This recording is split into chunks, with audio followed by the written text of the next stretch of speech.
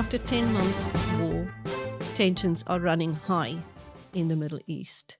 We speak to Israeli diplomat and international lawyer, Mr. Daniel Taub. Welcome, sir. Hi, Chris. Good to be with you. May I start by asking you, how does the Israeli government view the future of Gaza? Well, Chris, the vast majority of Israelis hope that Gaza could one day be a prosperous, stable neighbor. We could even trade with them. We could cooperate them.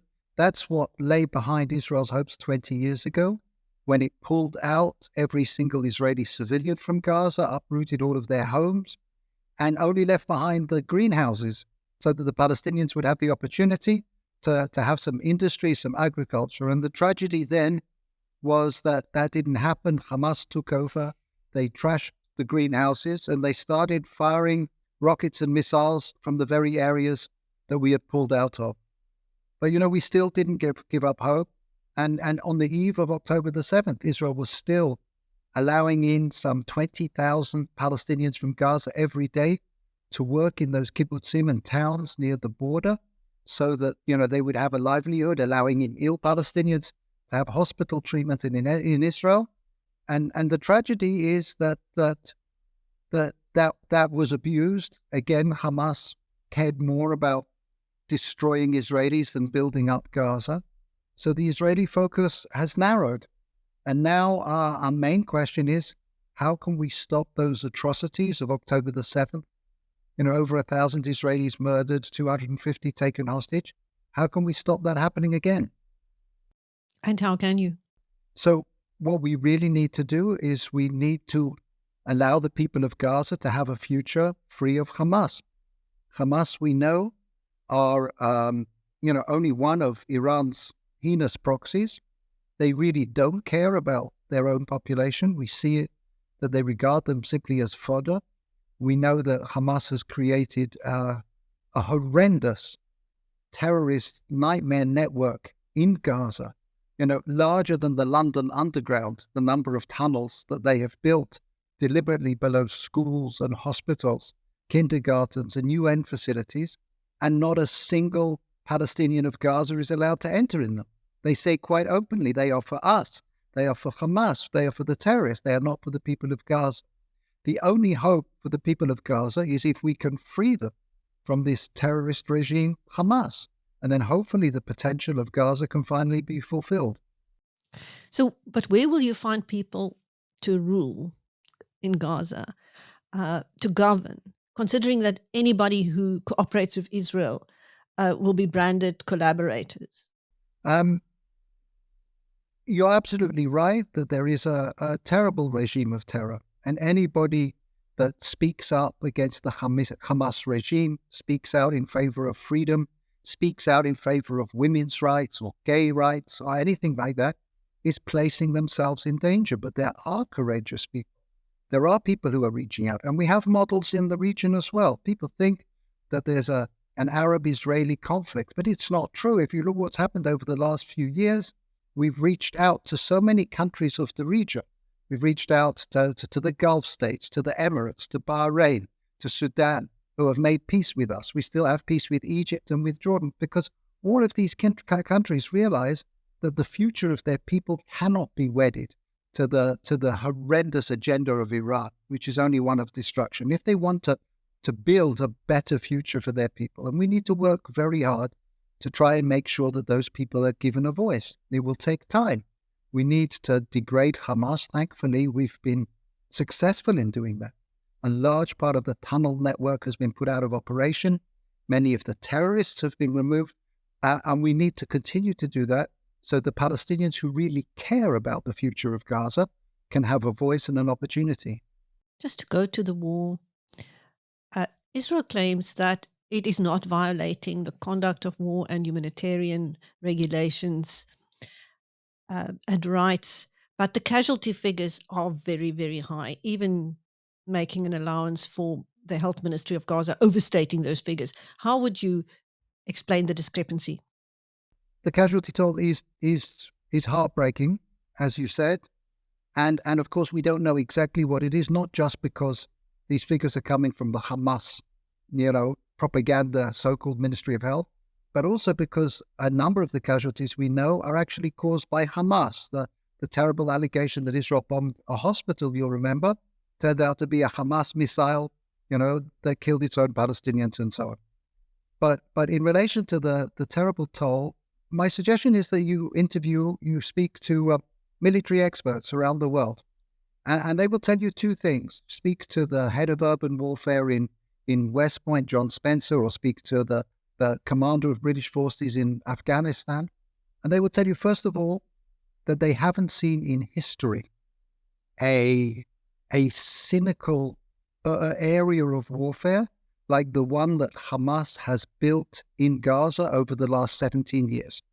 where all of the cement that was intended for aid has been diverted to build these underground networks, where the goal is not only to kill Israelis, as many Israelis as possible, but to do it in such a way that Israel can only defend itself by actually going through civilian areas and putting Palestinians in danger.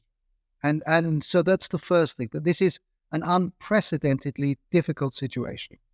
And the second thing that they will say is that they're not aware of a military that has taken as many measures as Israel does to try and limit injury to the lives of civilians in these impossible circumstances, allowing humanitarian pauses, notifying where the attacks are going to be, even though this will allow terrorists to get away, dropping leaflets, and so on and so forth.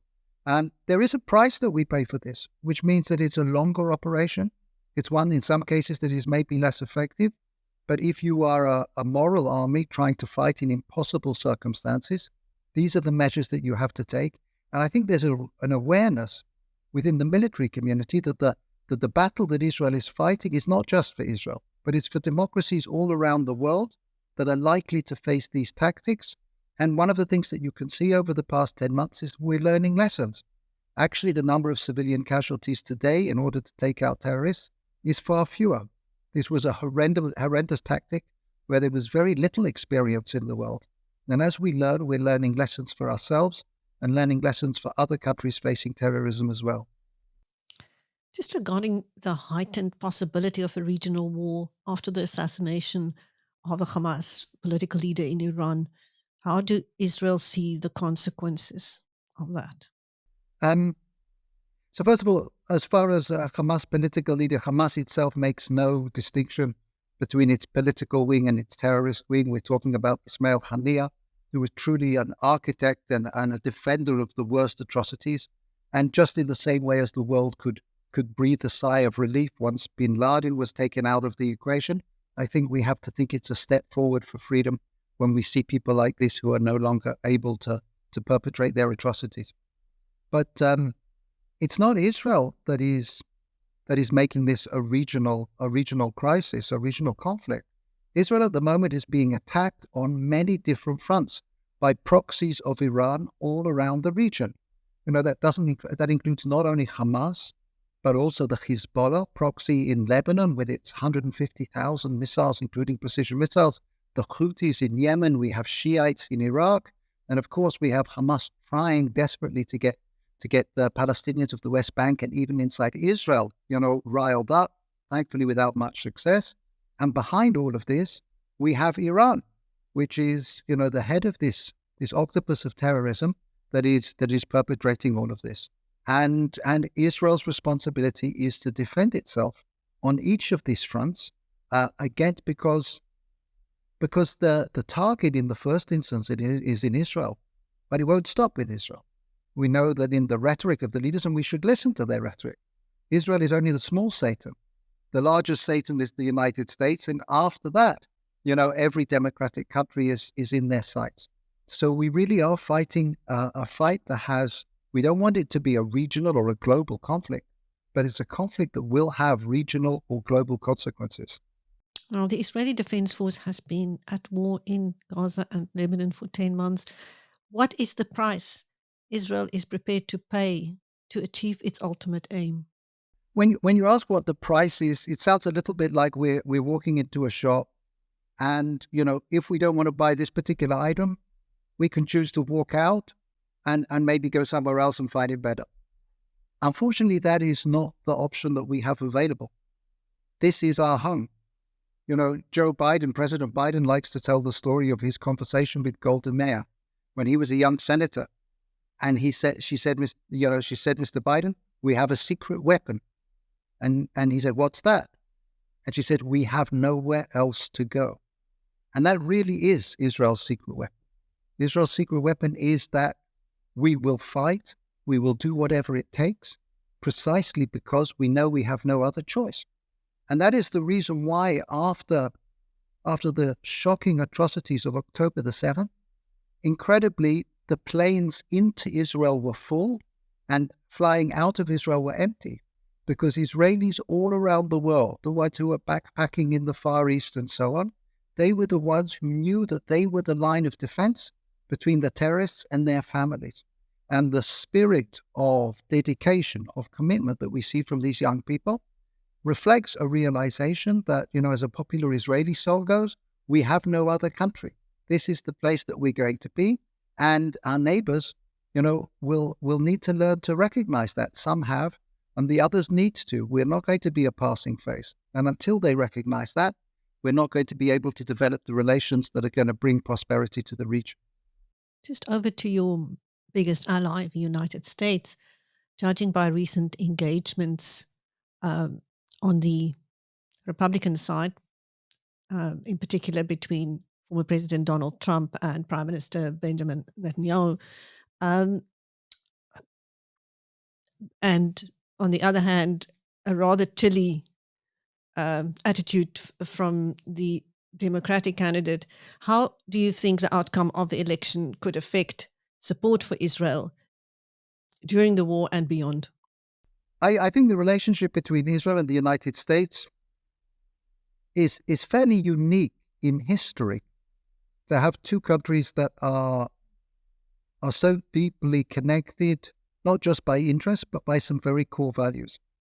And I think there's a recognition in the United States across the divide that if you think about what the core American Western values are, those are by and large the values that Israel is fighting for in the Middle East. That doesn't mean that there aren't differences, but I think the differences are dwarfed. The fact is we have seen from the current Democratic leadership in the United States, from President Biden, a degree of conviction of Israel's right to defend itself that's almost unprecedented. I don't remember an American president who actually visited Israel in wartime to say that we stand by your right of defense, sending carrier troops, sending the weapons that are needed and so on. And that is a tradition not just of one party, it's a tradition that crosses the divide. I think there is a challenge on the fringes of the Democratic Party in the United States today. I think there are voices that in some ways have lost sight of that American mission. I think in a way they're doing a disservice to the Palestinians that they're claiming to defend. A few weeks ago, I was speaking to some young Israeli soldiers, and they told me that in the part of Gaza that they had been, there was a terrorist tunnel that came up in a house. And the tunnel opened, and the terrorists inside sent out a 4-year-old girl, barefoot, out of the house as a sort of bait to see whether there were soldiers in the area. They didn't care about it. They just wanted to know if the coast was clear. And, to those people who think they are supporting Palestinians by supporting Hamas, I would say, which of those two Palestinians are you trying to support? Are you trying to support that 4-year-old girl? Or are you trying to support those Hamas terrorists who don't care about her and are hiding behind her? And to those extreme wings of the progressive flank of the United States, which I don't think is reflected in its leadership, I would really urge them to think long and hard about what is the true benefit of the Palestinian people and how you're planning to support them. Are you able to give us an update on the ceasefire talks? I mean, people in Israel, families are very anxious for the return of the remaining hostages. It's hard for me to remember an issue that has torn the heart of every Israeli apart as much as the negotiations or the dilemmas over bringing back our hostages. On the one hand, we know that there are still 111 hostages in captivity in the Gaza Strip. These include infants, these include grandmothers, these include young women who we know are being subjected to sexual abuse. And obviously, it's urgent beyond anything to bring these people home. But the tragedy is that the price for bringing them home is not a simple one. It's releasing terrorists with blood on their hands. We already have had terrorist attacks perpetrated by people who were released in the last terrorist release, the last hostage deal, just a couple of months ago. And we know that the Hamas lists of terrorists that they want to release include dozens of terrorists who were released 15 years ago in an exchange for an Israeli Gilad Shalit, and then went on to perpetrate attacks again. And we know that Yahya Sinwar, the horrendous head of Hamas, was himself released in a terrorist deal like this. So that's an excruciating dilemma. The other issues that are raising: will Israel be able to stop terrorists going back to the north of the Gaza Strip? The north of the Gaza Strip is so close to Tel Aviv. It's about the same distance as Johannesburg to Pretoria. That would be the distance that these terrorist bases could be from the center of Israeli life, from our airport and so on. So we are trying in impossible circumstances and with the clock ticking to try and come up with what is the most responsible answer, responsible solution. But I think you're absolutely right, Chris, to put the focus. Every Israeli heart is on those hostages, and there is nothing at this moment that would make Israelis feel some kind of ease after everything that we've been through than to see these hostages come home. Well, there are hopes that the talks could be concluded this coming week. Are you optimistic? It's hard for me to be optimistic. I mean, we know that Hamas didn't show up at the talks. We know that every time that there's a proposal that's been put on the table, they will, there's a lot of psychological warfare here to try and make these things as painful as they possibly can. But I think one of the things that does give me hope is the awareness that Hamas has been significantly degraded. It's lost a lot of its terrorist leadership. Many of its tunnels, which were its lifeline, that went under the border from Gaza into Egypt, through what's called the Philadelphia corridor. Some of these tunnels, by the way, large enough to drive a truck through, and they have been mercifully closed. It means that Hamas is not able to get hold of the weaponry, the ammunition, and so on and so forth. And that does give me some hope that Hamas is now under pressure to reach a deal simply as its own lifeline. Now, my friends in Israel tell me that they are very worried about a rift in society, particularly about judicial reforms and the drafting into the army of ultra-Orthodox people. Have you noticed society becoming more fractured? So I think people are worried to flag this issue. Before the October the 7th massacre, we had a couple of years in which Israel was very, very, let's call it, engaged in very lively debate. It was very divided, as you say, over the issue of judicial reform. But it wasn't just judicial reform. If you dig down into what lay below that, it's the fact that Israel is a country of many, many different communities who come with very different visions of the country. There are people who are the ultra-Orthodox, as you say. There are people who are very secular. We have 20% of our population which are Arab Israeli citizens and so on. And we're trying to find a way in creating a common space in which all of those voices get reflected. And that's not an easy negotiation. And at times, it looks like these issues might even put us apart. I think October the 7th did something remarkable. It reminded us all that we have far more in common than we have apart. And we saw a change that was quite astonishing. One of the major movements campaigning against the government, the Brothers in Arms movement, the Brothers and Sisters in Arms movement, overnight turned into one of the major organizations that was supporting the evacuees and the soldiers and the hostage families and so on. And there was a sense of unity. I should mention, by the way, because we haven't mentioned it, we still have tens of thousands of Israelis who are evacuated from their homes, from the south, and now particularly from the north of Israel, some 60 or 70,000 Israelis who cannot go back there because of the constant firing of missiles from Hezbollah. Another 50 missiles fired, 55 missiles yesterday fired by Hezbollah. And these people are now being hosted by people elsewhere in the country and so on. So there is a sense of unity. I think the big hope for us is that when we get through this, when Hamas is finally defeated, when people can go back to their homes, when we can start, hopefully seeing Gaza rebuilt, but rebuilding also Israeli society, that sense of unity will remain with us. Israel is obviously facing enormous challenges. I think that is an understatement. How will you try and deal with these challenges? So I'll tell you something that might surprise you, Chris. But I think if I look at Israeli history, I think in a way, Israel's challenges have been our greatest gift. We have been we've been dealt a very tough hand of cards. We were put in a part of the region that has next to no natural resources. We're not sitting on oil. Suddenly we were when we moved here. Since then, we found some oil and gas, but it turned out that was an enormous benefit because without natural resources, our founding fathers knew that we had to develop intellectual resources. We had to be creative. We've had since our rebirth, an extraordinary number of immigrants. And I know in many countries, immigrants are regarded as a liability, as a drain. They, to us, have been the greatest asset. They have been, we have had immigrants from the former Soviet Union, immigrants from all over the world, from Ethiopia, and they have added innovation and creativity and cultural diversity and really been an enormous asset. I mean, the fact that sadly we have had to constantly be